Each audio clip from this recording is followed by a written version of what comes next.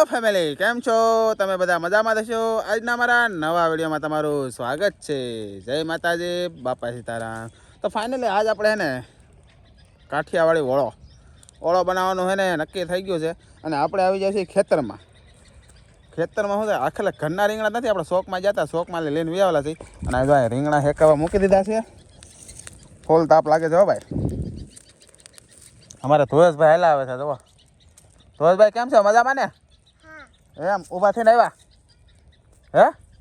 એમ તમારે તનુબેની સામે બેઠા છે. જો અદબ વાળીને એ પતંગ લૂંટે છે. પતંગ તો એ કે હમણાં પતંગ આવે તો હું દોડીને જાઉં. પતંગ કા તનુબેન પતંગ લૂંટવા બેઠા ને? હા એમ. અને જો અહીંયા મસ્ત સુરત દાદા દેખાય છે. હમણાં સનસેટ થવાનો છે. તો રીંગણા હેકાઈ જશે ને આપણે જો આને સૂંદો કરી નાખો, કટ કરીને એને મસ્ત છે ને. આમાં તેલ દેશી રીંગણા હોય ને, આપણે સુરતમાં તો શું છે કે તેલ નીકળે નહીં, આમાં ફરતું તેલ નીકળેલું છે. નકર આમ શું કહે રીંગણામાં તેલ ઓછું નીકળે, એને બદલે આમાં છે ને વધારે તેલ નીકળી ગયું છે. અને જો અહીંયા ગોંજરો પડ્યો અહીંયા વાયલોનો તુરનો. તો અને આપણે તો ડુંગળી ટમેટા ને એવું બધું મળી નાખ્યું છે. ઠામડું લેવા જતા મને બળ પડતો ને એટલે મરચાં અને ટમેટા મેં ભેગું મળી નાખ્યું છે. અહીંયા લીલી ડુંગળી, તુરના દાણા, માંડવીના દાણા, જો આ બધું બગાડેલું આપણા હાથે મરસાવાળા છે હજી. અને શું કહેવાય કે હવે બનાવવું છે પણ મસરાય બહુ કવડે એટલે એને હવે ઘરની અંદર વહી જવું છે. પછી મસ્ત વઘાર મારી હવે. તો ઓળો બનવાની તૈયારી થઈ ગઈ છે હો ભાઈ, ફૂલે ફૂલ. ઓળો બનાવવા શું છે કે અમારે મેડમ કે તમે બને નાખો. આપણે હવે ઓળો બનાવવાની તૈયારી કરવા માંડ્યા છીએ. તપેલી જો મૂકી દીધી છે, તેલ લઈએ છીએ હવે.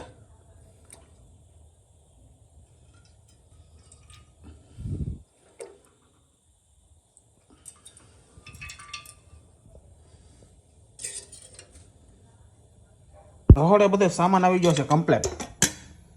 બાવણીને ઢાંકણું દીધી હતું, હરખું દેવાનું, નકર ઢોળાઈ જાય તો મેડમ ખીજાય બધા. તો બધી તૈયારી કમ્પ્લીટ થઈ ગઈ છે.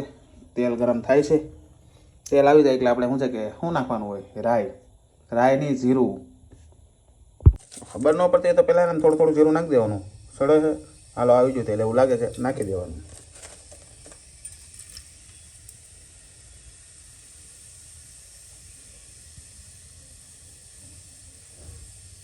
તુવેરના દાણા નાખી દેવાના. પછી ઘડીક એને ચડવા દેવાના, હલાવવાના. પછી તુવેરના દાણા ચડી જાય એટલે ડુંગળી નાખી દેવાની. જો આપણે ડુંગળીને જેવા તાપે આપણે ચડવશું, થોડુંક મીઠું ને એવું બધું નાખી દેવાનું એટલે ડુંગળી શું સડતી થાય. કાસી પાકી ડુંગળી સડી જાય ને એટલે પછી એને મરચાં ને ટમેટા નાખી દેવાના. કંઈ શું છે કે તો ડુંગળી સ્વાદ આવે ને, તો હાવ સડી જાય તો સ્વાદ ન આવે એમ. પછી આપણે જો મરચાં અને ટમેટા બે ભેગું મળ્યું ને એટલે બે ભેગું નાખી દેવું છે. હું મારા ફરતે કોણ નાખે તેને હવે ચડવા દેવું આપણે નિરા.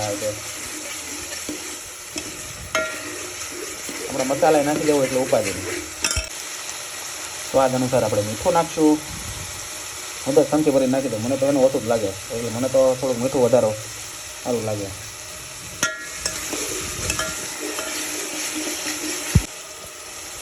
હળદર, ધાણા જીરું,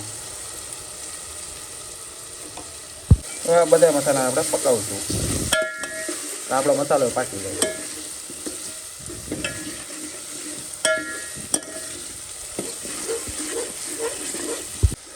તો જો આપણે મરચું ને એવું પાકી ગયું એટલે આપણે ઓળો નાખી દીધો.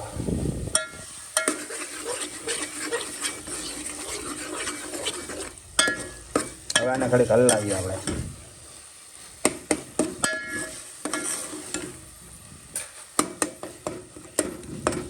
આપણો ઓળો છે ને બનીને કમ્પ્લીટ થઈ ગયો છે. અને આ અમારે મોટા બા લાવેલા છે દાણા. કે અમે તો થોડાક દાણા નાખીએ એમ, તો આપણે ટ્રાય મારવા થોડાક દાણા નાખી દઈએ. કે આપણે પહેલી વાર નાખીએ છીએ.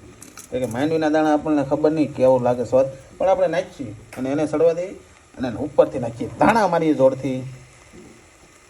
જો અમારે શું કહેવાય કે ધાણા અમારા ગામમાં મફત મળે હો. પાછા શાક લઈને એટલે થોડાક ધાણા 2-3 ટેરથી આપી દઈએ એટલે નાખવામાં કાંઈ વાંધો નહીં, નાખી દેવાના.